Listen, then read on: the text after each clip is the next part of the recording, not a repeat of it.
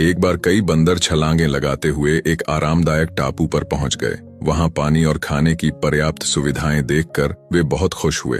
सभी बंदर बोले, अब हमें जिंदगी भर कहीं और जाने की जरूरत नहीं है। यहाँ ना तो कोई शिकारी है और ना ही खाने की कमी। यह सोचकर उन्होंने वहीं बस जाने का फैसला कर लिया।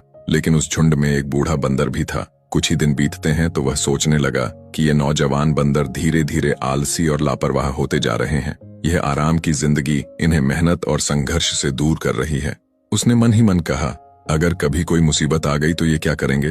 फिर बूढ़ा बंदर सभी बंदरों से बोला, मेरी राय है कि हमें हमेशा के लिए यहाँ नहीं रुकना चाहिए। जंगल में मुश्किलें जरूर हैं, लेकिन वही हमें सतर्क और मजबूत बनाए रखती हैं। यहाँ हम अंदर से कमजोर हो रहे हैं। अगर हम यहीं रहे तो एक दिन पछताएंगे।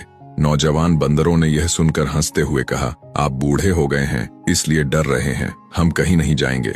ये सुनकर बूढ़ा बंदर अकेला ही वापस जंगल चला गया। कुछ महीने बीते और एक दिन एक समुद्री जहाज उस टापू पर आया।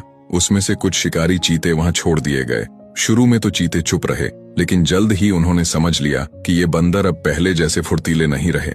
वे अपना बचाव भी नहीं कर सकते। फिर चीते एक एक करके सभी बंदरों का शिकार करने लगे और धीरे धीरे पूरा झुंड खत्म हो गया। कुछ समय बाद वही बूढ़ा बंदर दोबारा टापू पर आया। अब वहां सिर्फ एक बंदर जीवित बचा था।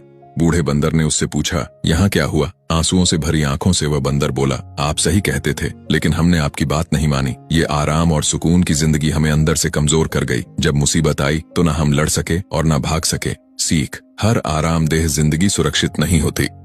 कई बार मुश्किलें ही हमें मजबूत बनाती हैं।